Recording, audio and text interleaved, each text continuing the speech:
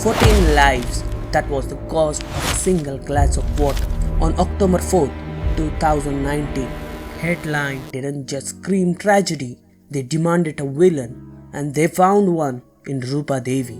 Roopa lived a quiet, respectful life with her parents and with her younger sister Anjali. As the quality manager at a major water company, she took pride in her work. But then, contaminated water from her facility leads to 14 deaths. That pride turned into a nightmare. The police didn't look for answer. They looked for the scapegoat. Roopa was arrested. Then her career and reputation shattered in an instant. Her colleagues Rahul, Sangeeta, Srinath and Vinita came to visit her in lockup. They had all worked together peaceful for 13 years. They were supposed to be a family, yet despite their visit, the court sentenced Roopa to 5 years in prison.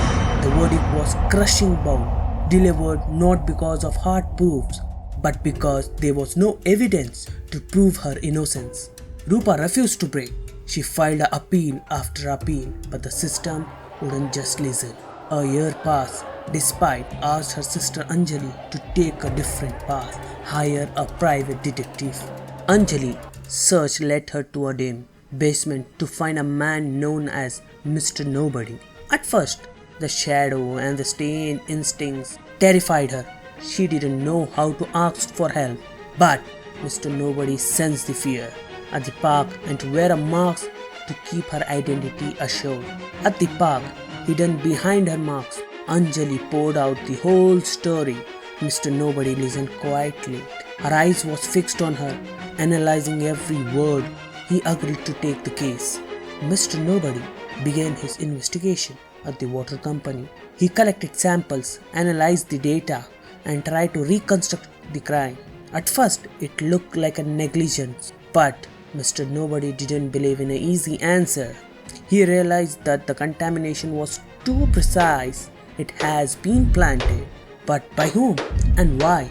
He narrowed his suspect, listing down to the Roopa's 4 closest colleagues: Sangeeta, Srinath, Rahul, Vinita.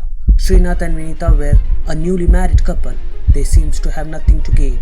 Rahul and Sangeeta were close friends. Crucially, both Rahul and Sangeeta had been on leave when the accident occurred. The timeless was mercy, but Mr. Nobody knew the culprit has to be one of them. He decided to investigate them in secret. He called Anjali and gave her strict instruction: do not tell Roopa that you hired me. Mr. Nobody started with Sangeeta's house. He searched for a clue, but nothing found. He was almost certain Rahul was the culprit. So he went to the Rahul house next. Again, nothing seems too suspicious initially. But as he was leaving, he spotted a piece of paper. He read it. Her eyes narrowed and tucked into his pocket. Back in the basement, the pieces of the puzzle finally clicks. He called Anjali immediately. File for the retrial, he said. I will bring the evidence. The day of the hearing arrives. Roopa was present, but Rahul was missing. Outside the courtroom, Mr. Nobody handed a letter to Anjali. Don't read this, he warned. Just hand it to the advocate and trust me.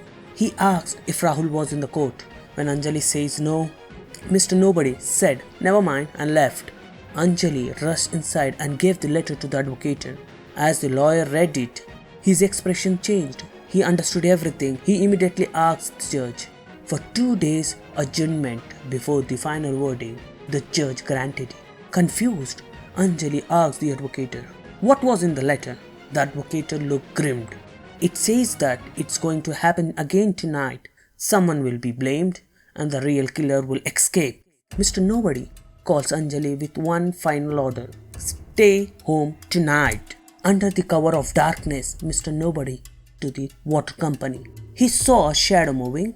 Someone was there. He watched as they tampered with the pipes, releasing gas. Mr. Nobody didn't intervene.